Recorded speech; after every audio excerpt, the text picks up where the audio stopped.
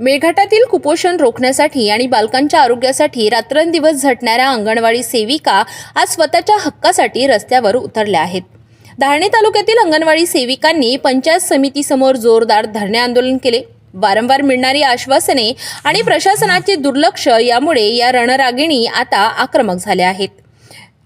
मिळालेल्या सविस्तर माहितीनुसार मेळघाटातील अतिदुर्गम आणि जंगलाच्या भागात जिथे मोबाईल नेटवर्क पोहोचत नाही तिथे अंगणवाडी सेविका आपले कर्तव्य बजावत आहे. मात्र आज याच सेविकांना धारणी पंचायत समितीच्या उंबरठ्यावर बसावे लागले आहे. त्यांच्या प्रमुख मागण्यांमध्ये वेळेवर पगार मिळणे, ग्रॅज्युएटी लागू करणे आणि अमृत आहार योजनेचे थकीत पैसे त्वरित देणे यांचा समावेश आहे. विशेष म्हणजे प्रशासनाकडून त्यांना ऑनलाईन काम करण्याचा सक्तीचा आदेश दिला जातो. मात्र मेळघाटातील भौगोलिक परिस्थिती पाहता हे काम करणे अशक्य असल्याचे त्यांचे म्हणणे आहे.